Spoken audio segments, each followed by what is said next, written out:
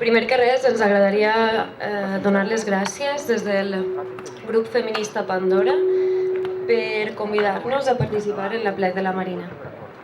Aquests espais de descobriment i reflexió són necessaris per poder crear una xarxa associativa que canvia realitats des de la consciència de les problemàtiques existents tant a nivell local com a comarcal.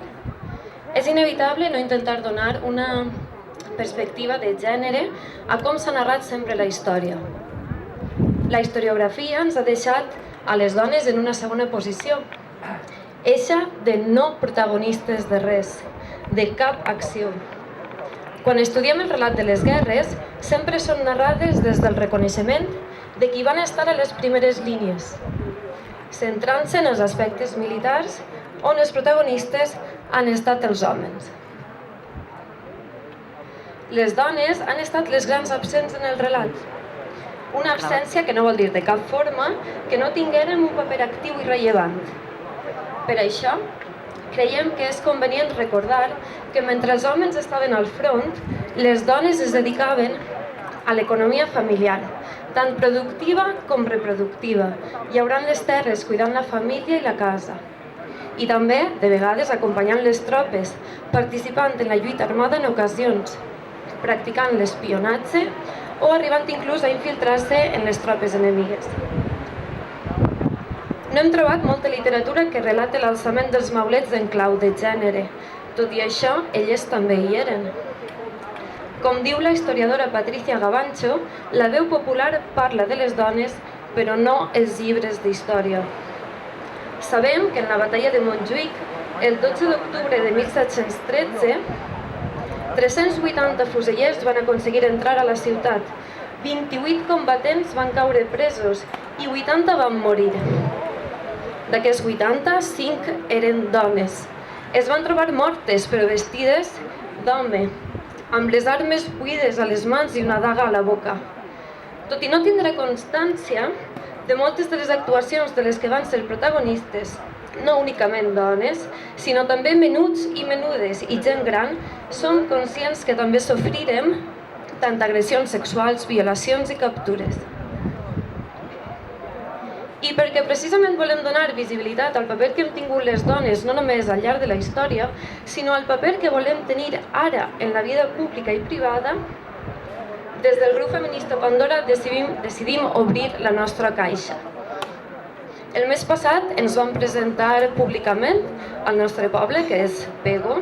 Som un grup de dones, germanes, amigues, companyes, que des de fa molt de temps teníem moltes discussions, compartíem batalles i lluites i teníem ànsia per voler canviar la societat en la que vivim. Molt breument us explique, conforme ja sabreu segurament, que Pandora, la de la mitologia grega, fou creada a partir del fang i amb una caixa sota el braç, repleta de mals i dolors. Fou creada per masculinitats divines, amb l'objectiu de venjar-se dels mortals. La seva famosa caixa, que realment era una àmfora, contenia la mort, la suor, la sang, el dolor, la menstruació, l'odi, la ràbia i tot el que se vos pugui ocórrer. I l'única ordre que havia d'obeir Pandora era la de no obrir la caixa. Ja sabem com acaba, veritat? La dona desobedient que es va negar a tindre relacions sexuals passives va ser Lilith. La dona desobedient que menja de l'arbre prohibit va ser Eva. I la dona desobedient que obri la caixa va ser Pandora. Totes les que han volgut ser lliures, totes les que han desobeït s'han convertit en culpables, en monstres, en responsables de tots els mals que hi ha a la Terra. La tradició ja s'ha encarregat de convertir-nos en monstres salvatges, castigades si desobeïm i decidim per nosaltres mateixes. Ens han dit salvatges, ens han dit amazòniques, ens han cremat de foguetes o com ara ens criden feminazis.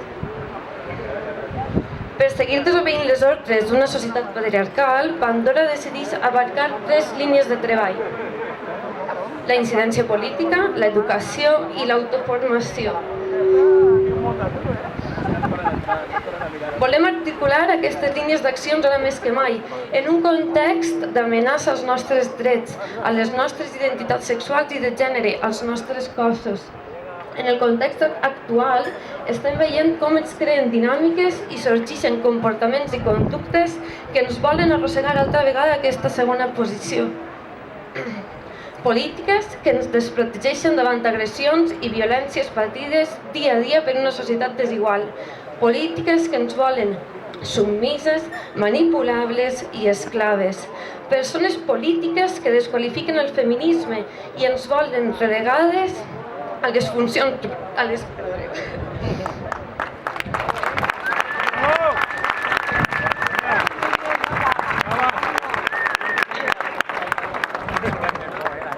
Persones polítiques que ens volen relegar a les funcions reproductives sense veu ni vot.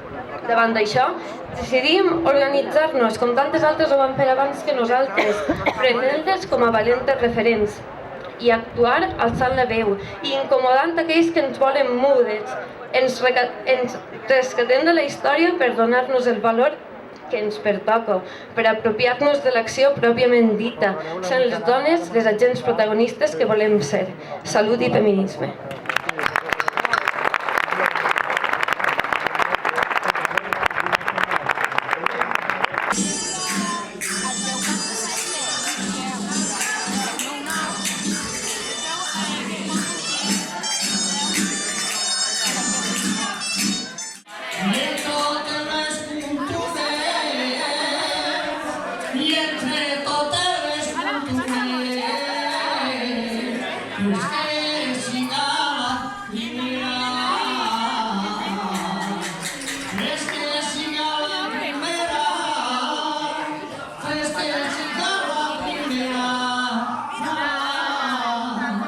Yeah.